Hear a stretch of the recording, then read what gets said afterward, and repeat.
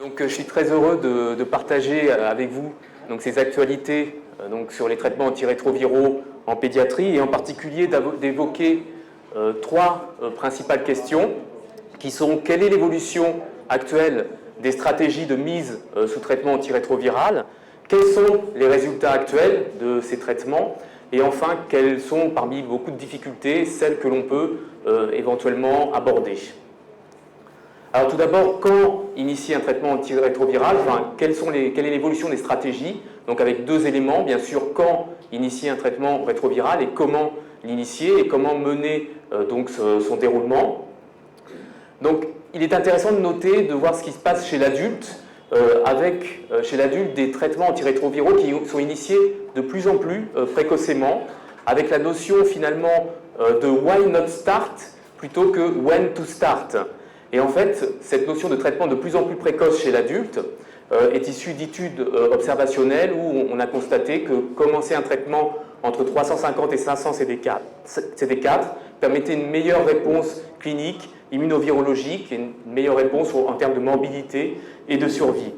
Par ailleurs, les adultes aussi ont en tête le surrisque de mortalité, de morbidité lié au VIH lui-même, en particulier les cancers, les maladies cardiovasculaires, les troubles neurocognitifs. Donc si bien qu'actuellement, chez l'adulte, il y a un essai qui est en cours, qui est l'essai START, qui vise justement à répondre à cette question du moment d'initiation, où on randomise des patients pour une initiation immédiate versus une initiation à partir de 350 CD4.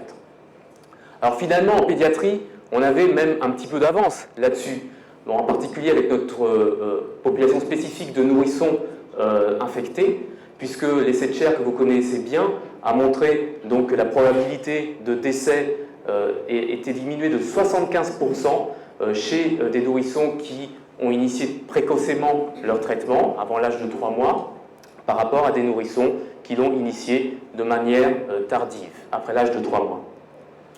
Donc ce bénéfice du traitement précoce a été confirmé dans une étude observationnelle parue en 2009, donc regroupant un certain nombre de cohortes européennes, où là aussi on a regardé le pourcentage de sida ou de décès en fonction du fait que le traitement ait été initié avant l'âge de 3 n'avait pas été initié avant l'âge de 3 mois ou avait été initié avant l'âge de 3 mois, donc de façon précoce.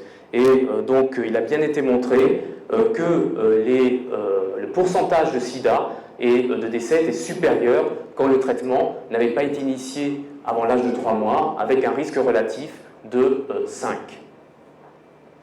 Alors tout ça c'est pour vous dire, un petit peu sans rentrer dans les détails, parce que je pense que ça sera fait à un autre atelier, l'évolution des recommandations, et en particulier l'évolution vers le traitement précoce. Bien sûr, vous savez que les principales recommandations maintenant proposent un traitement systématique avant l'âge de 1 an. Quand on regarde les recommandations OMS et françaises, ce traitement systématique est proposé avant l'âge de 2 ans.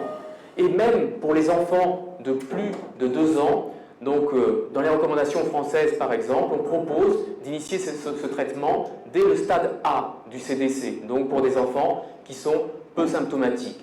Et finalement, quand on regarde les recommandations américaines, vous voyez en rouge, excusez-moi pour le micro, autre consider, à considérer, c'est-à-dire qu'on recommande, on peut considérer dans quasiment toutes les situations le traitement, indépendamment du niveau de CD4 et de charge virale dans ces recommandations américaines. Et la question qui vient après, donc après de quand initier le traitement, c'est comment initier ce traitement.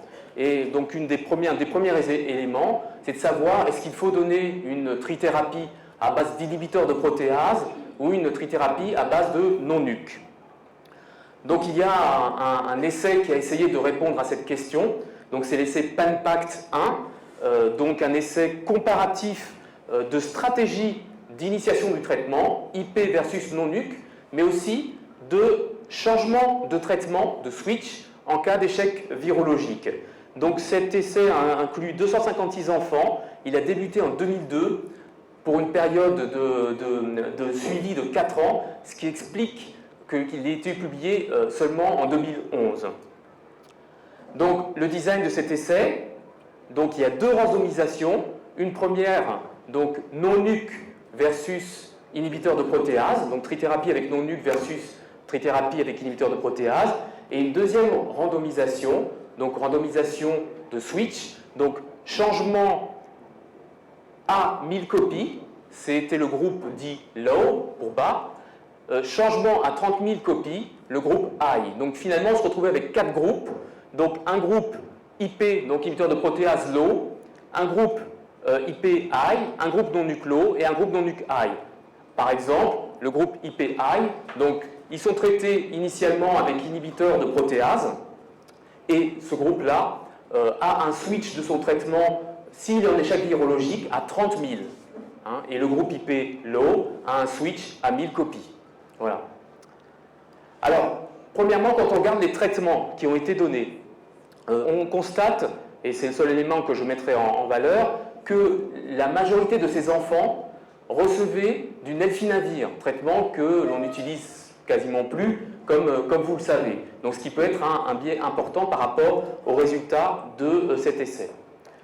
Quand on regarde, cette fois, donc l'évolution, donc en termes, donc là on a, donc là c'est pas, on voit pas très bien sur la diapositive, mais là c'est le pourcentage d'enfants qui a une charge virale inférieure à 400 copies, là le pourcentage d'enfants qui a une charge virale inférieure à 50 copies, et là l'augmentation moyenne des CD4, en fait, en résumé à 4 ans, on se situe à peu près là, on voit pas le trait, mais ces évolutions étaient comparables dans les différents groupes.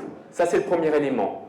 Toutefois, à 5 ans, on a probablement une différence, même si ce n'est pas évoqué dans cet article, entre le groupe non-nuc high, donc non-nuc initialement et changement à 30 000 copies, et le groupe inhibiteur de protéase low, donc inhibiteur de protéase initialement et changement à 1000 copies.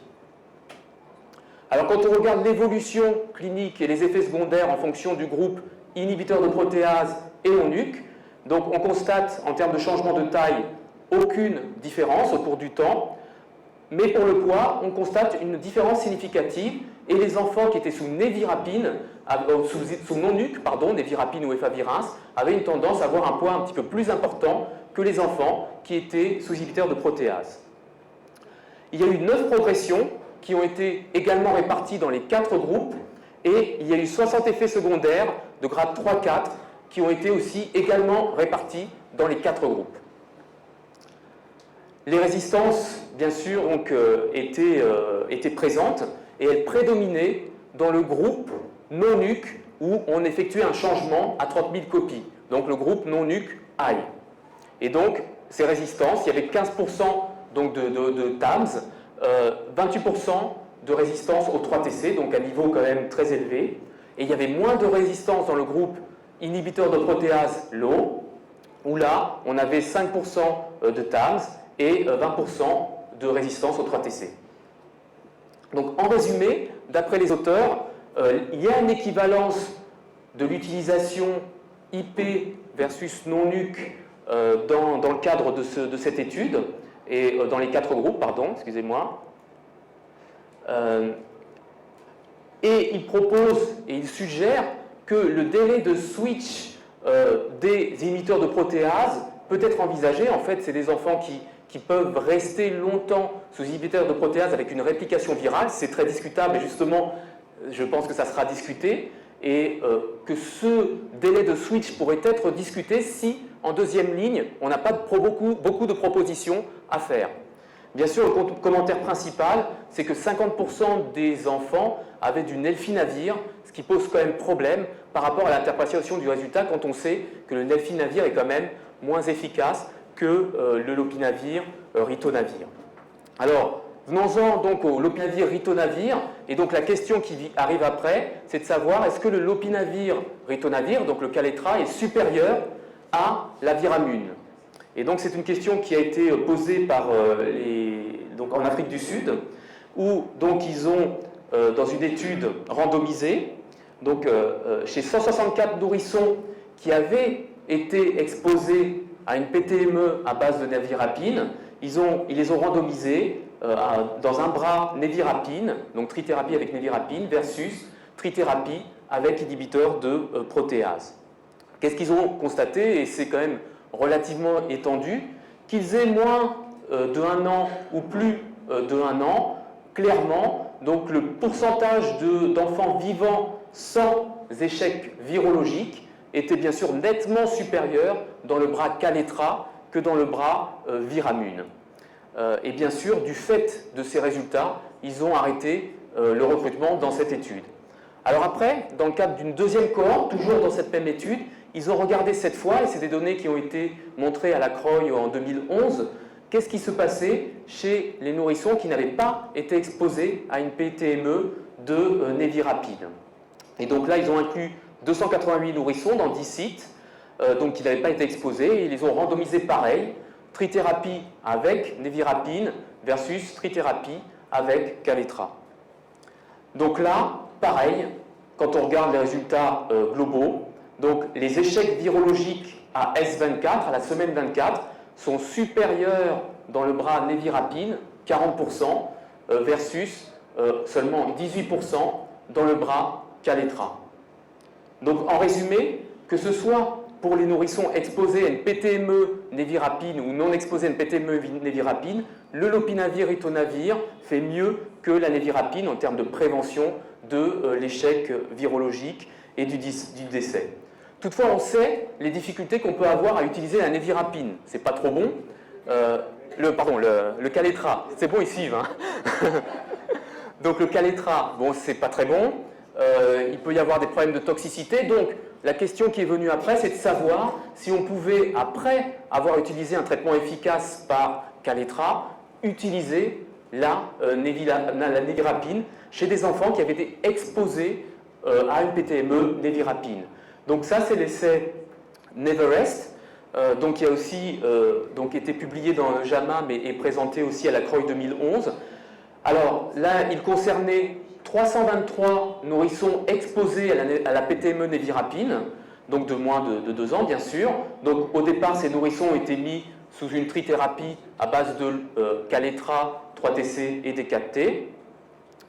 Donc les critères d'inclusion dans l'étude Neverest étaient que ces enfants aient une charge virale inférieure à 400 copies pendant au moins 3 mois au moment de l'inclusion, donc à 52 semaines, donc à 1 an de ce traitement-là.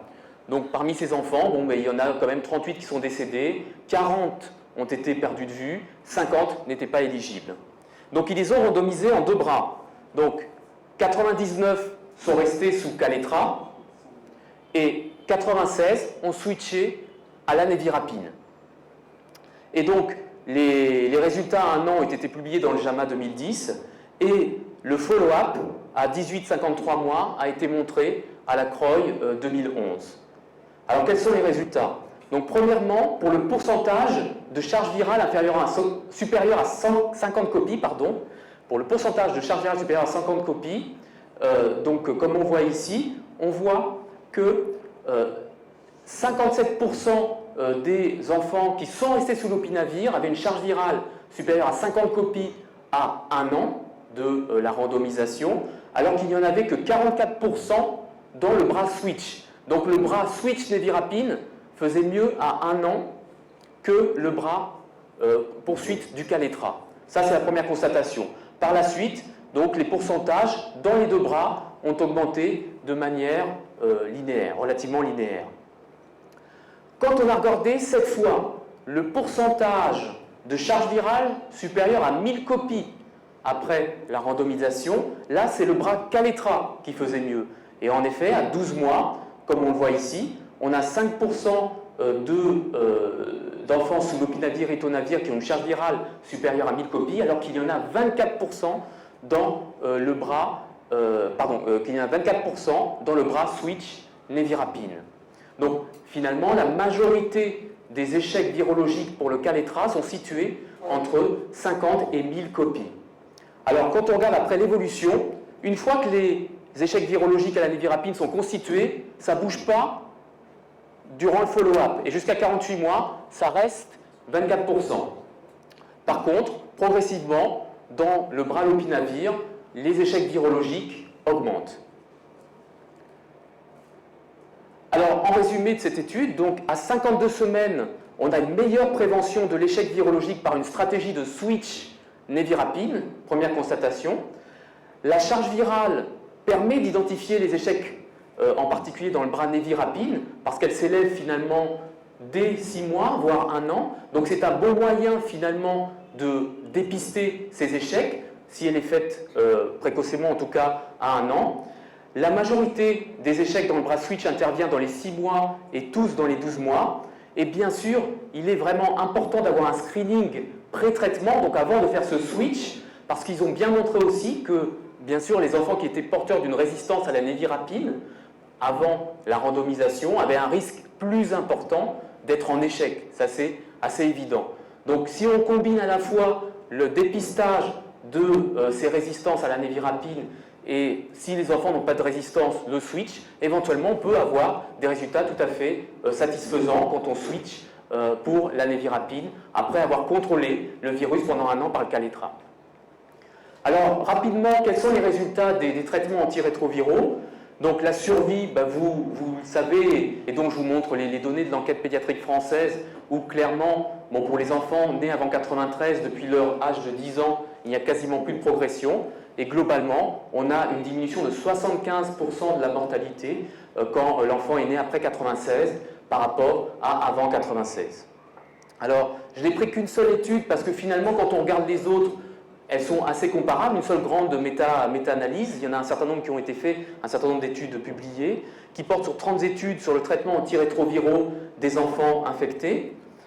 Donc, sur le plan clinique, globalement, une augmentation du poids et de la taille à 1 an de traitement, une diminution des symptômes, une diminution des admissions.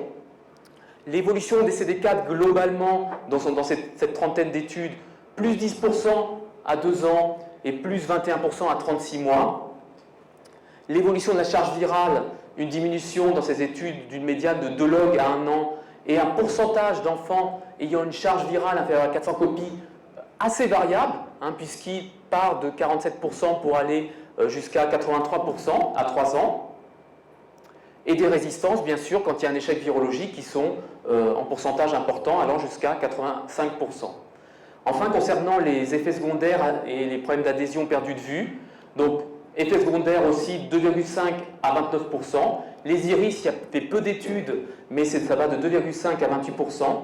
L'adhésion, là aussi, c'est très hétérogène et ça dépend probablement des manières d'évaluer cette adhésion au traitement. C'est 29 à 82%, avec différents problèmes qui sont mentionnés. La mortalité et les perdus de vue, enfin.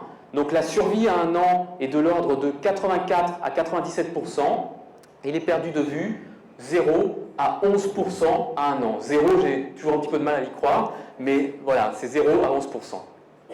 Donc en résumé, excepté la mortalité précoce, la réponse clinique immunovirologique est comparable à celle des pays du Nord, de même que les effets secondaires, les perdus de vue sont en nombre probablement un petit peu plus important, et c'est comparable surtout à 2 grosses études que je n'ai pas mentionnées faute de temps, celle de Médecins sans frontières publiée dans Pédiatrique 2010, qui portait sur, si je me rappelle bien, environ 5000 enfants, et qui a montré que quand même quand les enfants étaient sous traitement, les moins de 12 mois avaient un risque plus important de mortalité, et une grande étude effectuée par les pays d'Afrique australe, qui portait sur 7000 enfants, qui trouvent des résultats tout à fait comparables.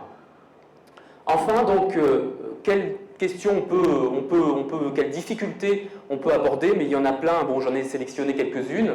Donc la première, bien sûr, c'est le nombre insuffisant, ça a été dit tout à l'heure, d'enfants traités.